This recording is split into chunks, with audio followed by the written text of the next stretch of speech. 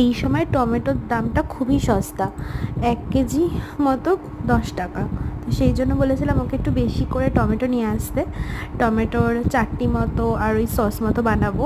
তো টমেটোর সস বানানোর জন্য আমি টমেটো প্রায় 500 টমেটো আর সাথে একটু আদা কুচি, একটু রসুন 3-4 কোয়া আর একটু পেঁয়াজ কেটে কড়াইতে বসিয়ে দিয়েছিলাম।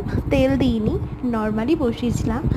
আর একটু কাঁচা লঙ্কা দিয়েছিলাম আর একটা কি 1.5টা মতো আমি শুকনো লঙ্কা দিয়েছিলাম আর হলুদ দিয়েছিলাম একদম সামান্য পরিমাণ হলুদ আর নুন দিয়ে ভালো করে এটাকে নাড়িয়ে নিচ্ছিলাম যাতে বেশ ভালো করে এটা মজে যায়। তারপর মিক্সিতে দিয়ে এটাকে ব্লেন্ড করে নিয়েছিলাম ঠান্ডা হওয়ার পর।